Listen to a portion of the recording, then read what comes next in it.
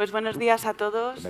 En primer lugar, gracias al Centro Criptológico Nacional y también al público asistente, en especial a mi querido director de tesis, que llevo desde el año 2020 analizando la implantación y el despliegue de las redes de quinta generación y sus implicaciones en la ciberseguridad en España y también en la intimidad, que precisamente hablando del concepto de intimidad-privacidad siempre es más amplio el concepto de intimidad, lo que pasa es que lo tomamos del concepto de privacy anglosajón.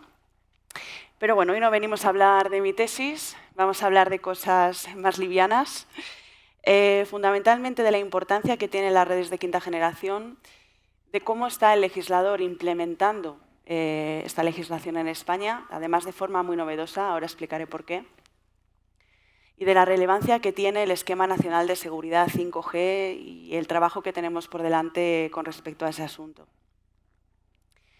Siempre me gusta empezar con la imagen de la ventana de Overton, o la ventana de lo posible. Y es que las redes de quinta generación no son muy conocidas, sí que he oído a otros compañeros ponentes hablando de la moda 5G, aunque realmente lo que está de moda es la inteligencia artificial y se está dejando un poco de lado la quinta generación. Pero ya desde el año 2018 en Estonia, cuando empezó a licitarse las frecuencias del espectro 5G, empezó ese efecto llamada al que acudieron otros países europeos, entre ellos España, a partir del año 2020. Y bueno, poco a poco vamos divisando en el paisaje, al final de nuestra ventana, una nueva sociedad, una sociedad inteligente o Smart City, que es también la finalidad que pretende nuestra Unión Europea hacia el año 2030, aunque quizá por la pandemia lleguemos un poco más atrás. Estas sociedades inteligentes son sociedades basadas en la tecnología, que más allá de la sostenibilidad se van a fundamentar en una economía circular. Y todo ello es nuestro objetivo como sociedad. Me gusta mucho hacer el paralelismo entre hace unos siglos, cuando se inventó la electricidad, o más que inventar, empezó a aplicarse en distintos sectores, cómo cambió la vida de nuestras ciudades, cómo cambió nuestro tejido empresarial, la disrupción que implicó ese hallazgo. Y es que está ocurriendo lo mismo con el 5G. 5G es una tecnología disruptiva, además de la inteligencia artificial. ¿Pero y por qué es disruptiva? Porque va a permitir la convergencia de todas las tecnologías en una sola infraestructura y en una misma red, que al mismo tiempo va a ser virtual y se va a poder dividir en distintas capas, en distintos servicios, y van a empezar a adquirir mucha importancia los acuerdos de calidad de servicio. Por lo tanto, de esta disrupción, este momento en el que estamos viviendo, nos va a llevar hacia la era de la información. En este contexto, lamentablemente bélico, nace nuestra Ley de Ciberseguridad 5G, que además, como pueden observar, es bastante curioso que tecnologías como la inteligencia artificial todavía no estén reguladas, nos estemos peleando para ello, pero sin embargo el 5G sí esté regulado. Y es que todo comienza con la guerra de Ucrania. El Gobierno entiende que existe una urgente necesidad de regular esta nueva tecnología por razones geopolíticas. Precisamente el ponente anterior ha hablado muy bien sobre esta guerra híbrida de la tecnología y, en fin, la situación geopolítica que estamos viviendo, la situación en la que se encuentra ahora mismo Europa, que precisamente no es la mejor, y por eso todos debemos unirnos para poder llegar un poquito más alto respecto del punto en el que nos encontramos. Es, por tanto, un Real Decreto Ley. Seguramente a muchos no les sorprenderá la naturaleza jurídica. Y ya les digo que en este contexto, ¿no?, en el de la guerra de Ucrania, que produjo numerosos ciberataques, y la verdad es que aquí también debemos de romper una lanza a favor de los operadores satelitales, más que los operadores de telecomunicaciones, existiendo también quizá un poco de rivalidad entre ellos. Quizá para otra ponencia se podría explicar cuál es la diferencia entre ambos. El objeto de esta legislación pues va a ser regular la instalación, el despliegue y la explotación de redes 5G y también de los servicios que van a confluir dentro de esas redes. Y, por supuesto, como objetivo primordial, salvaguardar la seguridad nacional. Estamos ya a punto de ver publicado nuestro reglamento de ciberresiliencia. Todo al final está conectado, ¿no? Tenemos también la nueva directiva NIS2, que va a entrar en vigor en octubre del año que viene, que va a regular, digamos, la ciberseguridad común de los prestadores de infraestructura digital, de servicios digitales y un nuevo sector que se incorpora, que es el de gestión de servicios TIC de empresa a empresa, los servicios de seguridad gestionados. Quedan todavía numerosos retos por cumplir, actos de ejecución que esperamos todavía de la Unión Europea. Pero bueno, vamos a adentrarnos en ese ámbito de aplicación de la ley, en la importancia que tiene la cadena de suministro, que ya la tiene en la ciberseguridad común, por decir así, porque al final lo que se está creando por parte del legislador está creando una lex specialis, una legislación específica aplicable a los operadores en general 5G, que quizá dentro de unos años no tenga mucho sentido porque empiece a mezclarse todo el ecosistema. De hecho, creo que ya ha salido también en otra ponencia diferente las redes 5G non-standalone y las redes 5G standalone. La diferencia entre ambas es que las NSA, no standalone, van a utilizar también la tecnología 3G, 4G junto con la 5G y las SA o standalone únicamente el 5G, con lo cual ya empezamos a ver modelos híbridos y sobre todo también se va a mezclar en relación con los agentes intervinientes en todo este ecosistema. Empezando por los operadores 5G, que lo regula esta norma, son aquellos o se definen como los que instalan y despliegan y explotan las redes y servicios 5G. Claro, aquí también tenemos otra cuestión, que son los operadores over the top o por encima del tope, que son aquellos que van a sublicenciar el uso de la infraestructura de los operadores de telecomunicaciones tradicionales o bien van a hacer uso de esa infraestructura, pero para facilitar o prestar una serie de servicios al público en general. Ahí he puesto como ejemplo pues, Netflix 5G o WhatsApp 5G. También podríamos hablar, por ejemplo, de Spotify 5G. Es decir, que ya los OTT existentes, ¿por qué no?, van a poder empezar a operar dentro de este entorno 5G y desde ese punto de vista pues, también deberemos quizá tratarles como operadores y que deban cumplir con todo lo previsto en la Ley de Ciberseguridad 5G, el Esquema Nacional de Seguridad 5G y los actos de ejecución que se dicten al amparo del desarrollo de estas normas. Después vamos a tener los suministradores 5G, un punto bastante caliente porque el Gobierno va a poder decidir qué suministradores van a ser considerados de alto riesgo, lo cual va a tener una serie de consecuencias. Además, es importante señalar que estos sí que pueden revestir perfectamente la doble condición de suministrador general operando en un entorno 3G, 4G y suministrador 5G, con lo cual es posible que la normativa prevista para la ciberseguridad común que además les inserta dentro del sector de infraestructura digital, esa directiva NIS2, que está pendiente de implantación en España, además de eso les sea de aplicación toda la lex specialis propia del 5G, con lo cual debemos trabajar duro para que esto no suponga un exceso de certificaciones por parte de los operadores, ni tampoco un exceso de supervisión por parte del órgano encargado de ello, ¿no?, que es el Ministerio de Asuntos Económicos y Transformación Digital, que no sé si ahora ha cambiado de nombre, seguramente sí, pero bueno, como las normas no cambian, pues eso es lo que ponen las normas y como jurista a ello me remito. El Esquema Nacional de Seguridad 5G va a tener que recoger muy claramente las obligaciones de todos los operadores, que ahora vamos a seguir avanzando cuáles son los siguientes, que serán los usuarios corporativos. Respecto de los suministradores, tiene muy clara la ley que se debe fijar como obligación la certificación.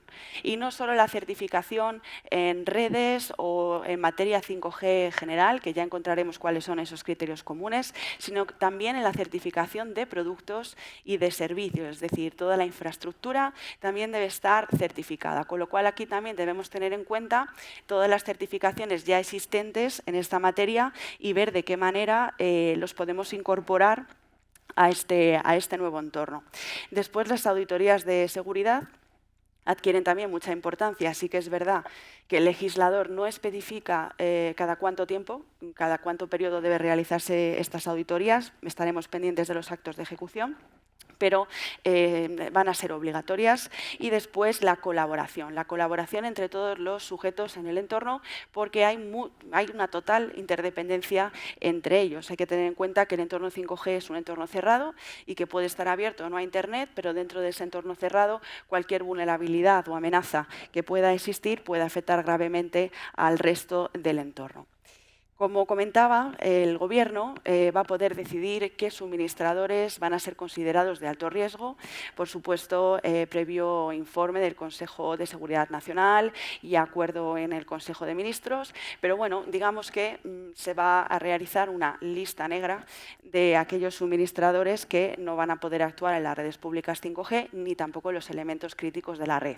Sin embargo, bueno, pues sí van a poder actuar en las redes privadas y sí que van a poder prestar servicios 5G siempre que estén en régimen de autoprestación. Hay una cosa muy curiosa que sucede en este nuevo entorno y es que se liberaliza de verdad el sector de las telecomunicaciones. Es cierto que ya se liberalizó, ¿no? Pero el espectro nunca se liberalizó. El espectro siempre ha pertenecido al Estado. Los operadores de telecomunicaciones han pagado grandes cantidades de dineros en subastas y licitaciones para poder obtener esas frecuencias y de repente ya se permite, por medio del Real Decreto 16/2023, que los usuarios corporativos 5G donde se incluyen también las administraciones públicas, puedan comprar ese trocito, esas frecuencias, ese trozo del espectro para realizar pues, para prestar determinados servicios. Esto es lo que significa en régimen de autoprestación y va a ocupar la banda de 26 GHz o también denominada banda milimétrica, que llega hasta una potencia de los 27,5 GHz, es decir, muchísimo. Precisamente la clave del 5G, la alta conectividad, es la capacidad que tenemos ya de hacer uso del espectro, que es un bien muy escaso, cada vez de forma más concisa y milimétrica, y con lo cual incluso podemos decidir dentro de una misma serie de frecuencias, las podemos dividir y utilizarlas para distintos usos, algo que más o menos se hace ahora, aunque es en defecto de un uso en defecto del otro. Ahora sí que podemos conseguir realizar esos usos al mismo tiempo gracias al network slicing o la red en capas, ¿no? Y la virtualización de la red. Los usuarios corporativos son la tercera figura que se regula en esta ley, que son la figura más novedosa realmente que tenemos ahora mismo en nuestro ordenamiento jurídico. Pueden ser tanto personas físicas como jurídicas, es decir, no solo está dirigido estos nuevos entornos a las empresas, y van a poder instalar, desplegar o explotar las redes privadas o prestar servicios en régimen de autoprestación, como he comentado anteriormente. Y aquí les he puesto algunos ejemplos o casos de uso que ya existen. Por ejemplo, una operación a distancia a través del robot Da Vinci por medio de las frecuencias 5G, o la utilización por parte de una administración pública de determinadas frecuencias para poder prestar servicios públicos e incluso poderlo utilizar con fines de seguridad y tracking de ciudadanos. Habría que ver también la compatibilidad de determinados servicios 5G con el resto de normas, sobre todo en materia de Reglamento General de Protección de Datos, de Ley Orgánica de Protección de Datos y Garantía de Derechos Digitales, etcétera. Y luego tenemos también un servicio de convergencia, ¿no?, entre 5G y realidad aumentada, que es el servicio Metacam, que se produjo en el Estadio Wanda Metropolitano, una colaboración entre Telefónica y el Atlético de Madrid. Estos usuarios corporativos, sus obligaciones, como en el resto de los operadores, van a tener que estar recogidos en el Esquema Nacional de Seguridad 5G, que por eso tiene tantísima relevancia, porque va a fijar esas bases para no solo la certificación, sino para el cumplimiento, para que el supervisor no pueda imponer sanciones, que ahora vamos a ese punto. Y por lo tanto, deben establecerse medidas comunes para los usuarios corporativos 5G, comunes al resto de operadores. Si bien bien es verdad que tanto los suministradores como los usuarios corporativos no tienen unas obligaciones tan estrictas como las que se prevé para los operadores 5G.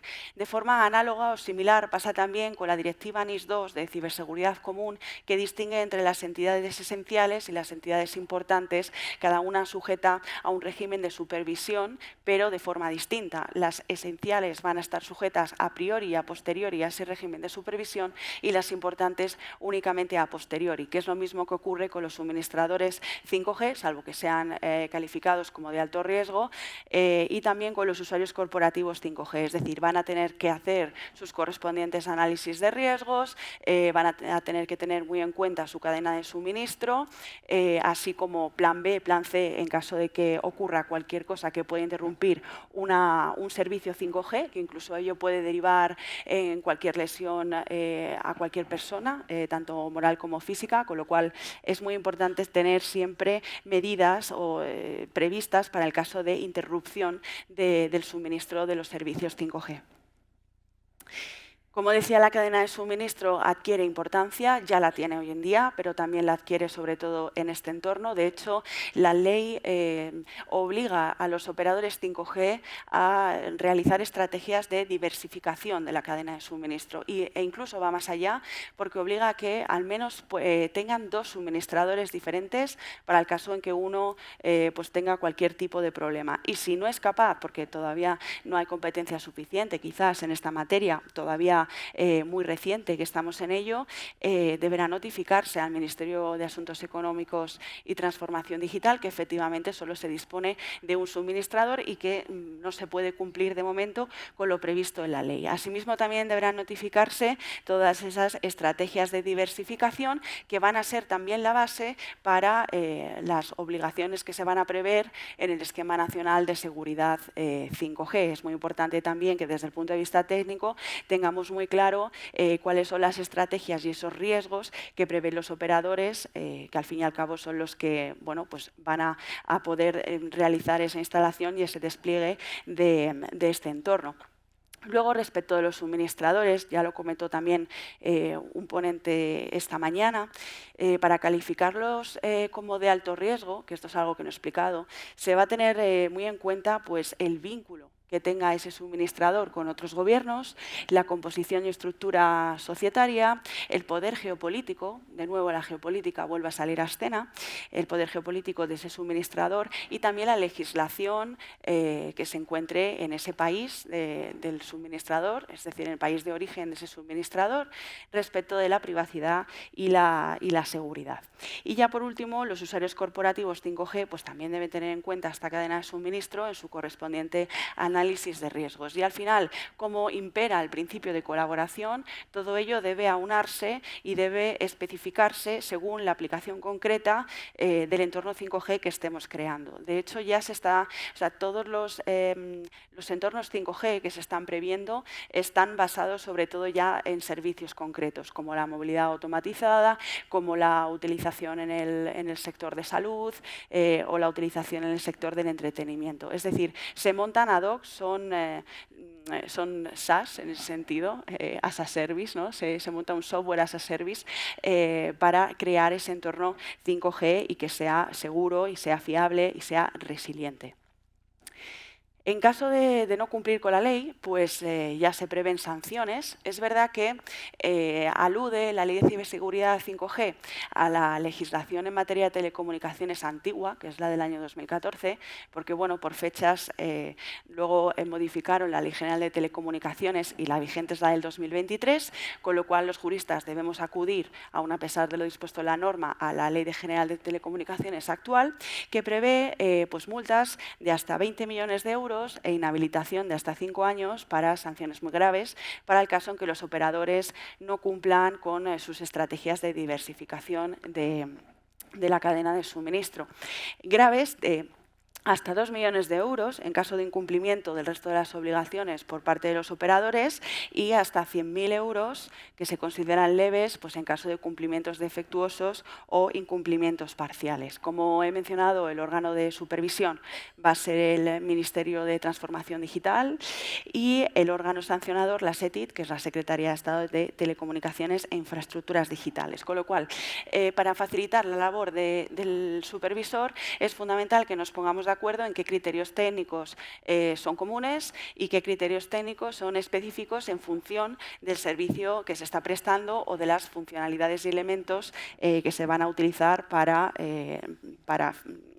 ejecutar este sistema 5G o en este entorno 5G. Y ya llegando al Esquema Nacional de Seguridad, creo que ha quedado claro la importancia que tiene, ¿no? Que es servir de base para establecer las obligaciones en materia también de certificación, de auditoría y de colaboración entre todos los operadores 5G. Y bueno, pues como elementos básicos destacar que tiene que medirse el alcance de cada agente de la cadena de valor, lo cual lo podemos hacer perfectamente con las estrategias de diversificación que hayan realizado los operadores. Más o menos podremos entender cuál es el alcance de cada uno. Y después tenemos que tener en cuenta la normativa, tanto la actual como los actos de ejecución que se pueden realizar y los estándares técnicos y esquemas de certificación. En relación con la normativa, además de la Ley de Ciberseguridad 5G, la verdad es que en Europa tenemos de momento muy poco. Tenemos únicamente la recomendación del año 2019 y después el comunicado que es la caja de herramientas, que ambas han servido de base para la generación de esta Ley de Ciberseguridad.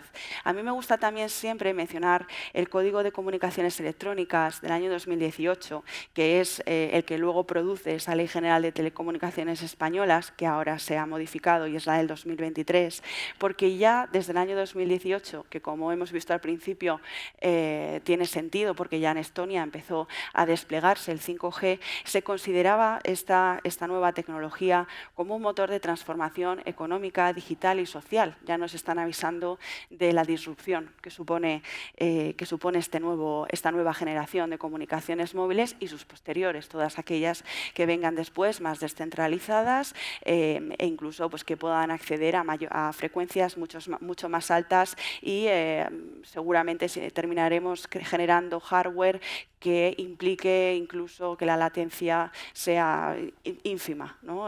Mucho mejor quizás que los MECs, los Multi-Access Edge Computing, que ahora estamos viendo a ver si tienen patente, no tienen patente o cómo lo hacemos.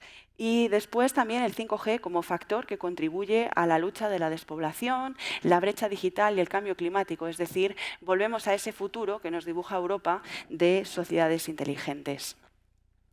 En relación con los estándares técnicos, bueno, pues ya desde la directiva CER de entidades críticas, no me quiero meter mucho en entidades críticas porque es un tema que daría para otra ponencia, pero ya se está desdibujando completamente la línea entre lo que es la ciberseguridad física y lo que es la ciberseguridad lógica o cibernética. Es decir, que como he mencionado anteriormente, hay que tener en cuenta los estándares y las certificaciones tanto de sistemas o de redes como de los productos que van a utilizar los operadores como de los servicios que se van a ofrecer. Es verdad que el 5G apuesta por una infraestructura lo más común posible y que la competencia residirá en el hardware, pero igualmente cada vez que hagamos uso de cualquier elemento debe tenerse en cuenta que esté correctamente certificado o que sea conforme con las normas ya previstas en materia de ciberseguridad.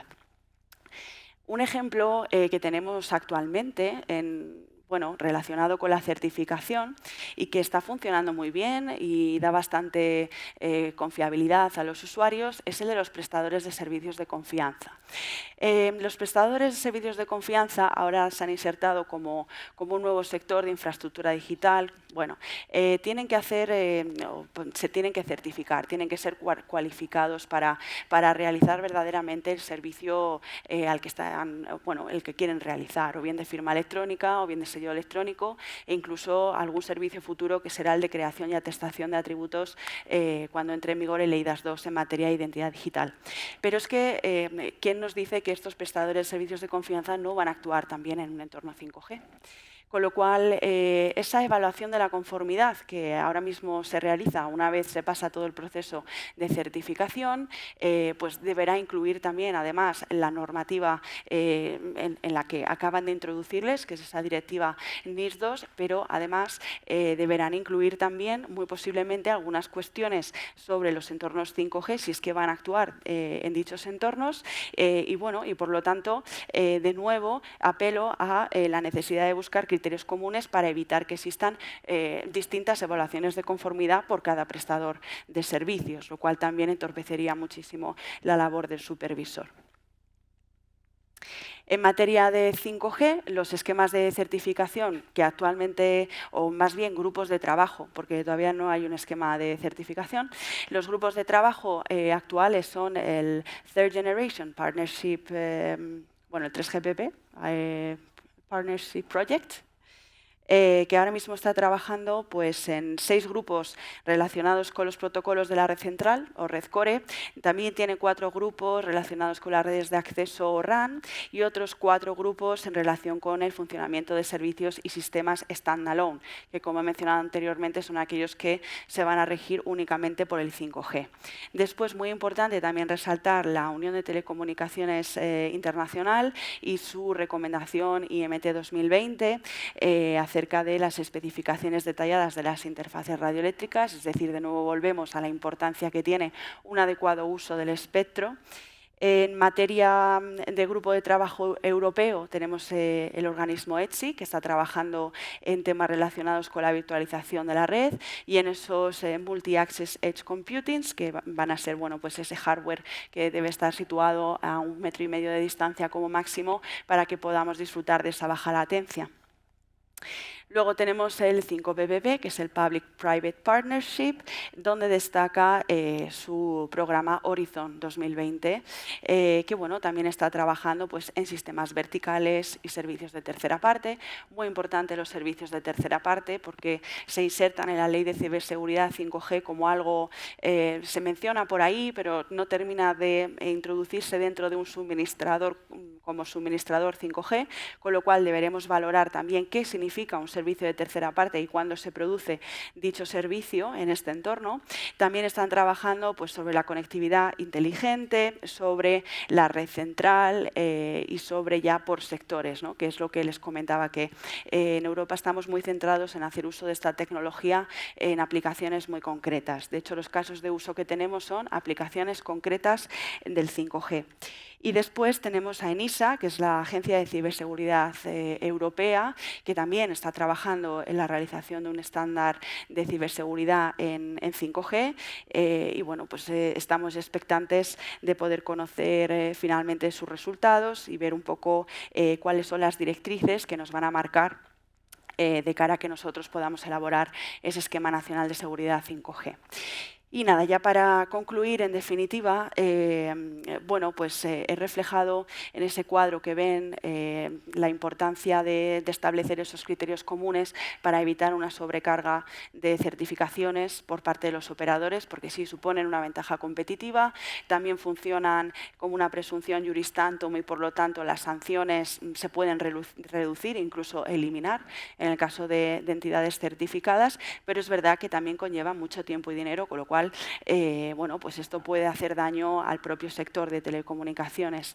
Y después, siguiendo el ejemplo de los prestadores de servicios de confianza, tener en cuenta cuáles son los servicios en los que va a operar este entorno 5G, qué componentes y funcionalidades se van a utilizar, porque, como he mencionado, es un entorno en el que pueden converger distintas tecnologías, con lo cual no solo debemos centrarnos en el 5G en sí mismo, sino también si se va a utilizar blockchain, si se va a utilizar IoT, si se va a utilizar inteligencia artificial o cualquier otra tecnología que pueda sobrevenir, dado que estamos en un momento vertiginoso en este sector.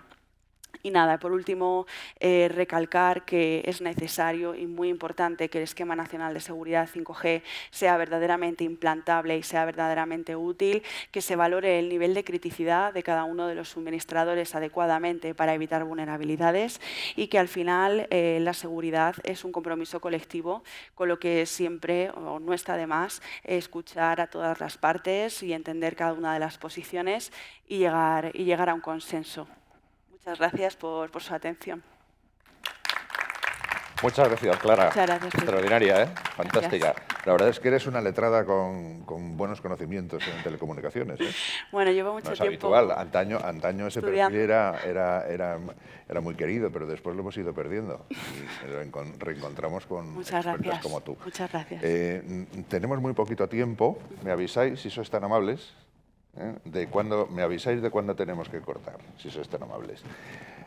Vamos a ver, ¿a ti qué te parece lo de las sanciones para llevar a todo el mundo por el camino de la virtud? Lamentablemente las sanciones son necesarias. ¿Sí? Sí. ¿Tú opinas que son necesarias? Son completamente necesarias, porque ¿cómo vamos si no a premiar al que lo cumple? Claro. ¿Tú quién crees, dentro de todos los actores, digamos, que nos trae esta gran revolución 5G y demás, que van a ser más proclives a ser acreedores de tener una sanción? Los usuarios corporativos. Los usuarios corporativos. O las administraciones públicas. O las administraciones públicas, sí. Pero no tienen sanción económica. Bueno, sí? Vamos a ver, yo no lo descartaría, ¿por qué no?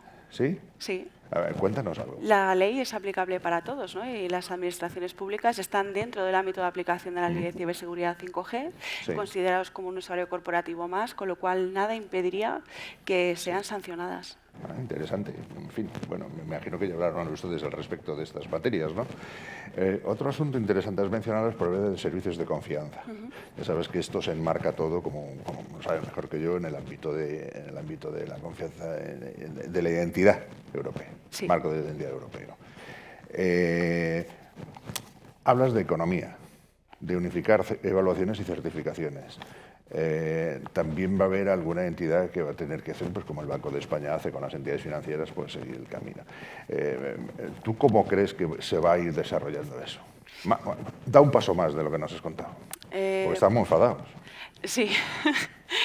Hombre, es verdad que ya se pueden divisar criterios comunes en lo que es eIDAS 2, que además hace referencia a NIS 2. Es verdad que tenemos un poco de lío en cuanto a la naturaleza jurídica, porque el eIDAS 2 es un reglamento y NIS 2 es una directiva, con lo cual el reglamento está apelando a una directiva que luego va a tener que transponerse en el ordenamiento español, pero bueno, ya veremos a ver qué pasa ahí.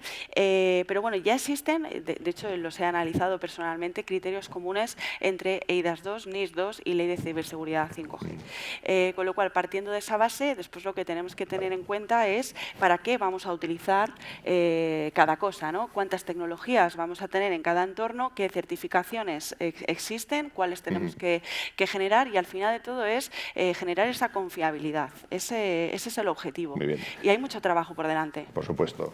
Una última pregunta, pero con contestación de sí o no, que nos hemos quedado sin tiempo. ¿Podremos tener una agencia española de protección de datos 5G o no crees que lleguen? No, no creo. ¿No? No. Vale, dicho. Muchísimas gracias, Clara. Gracias. Ha sido un placer. Igualmente. Una persona con...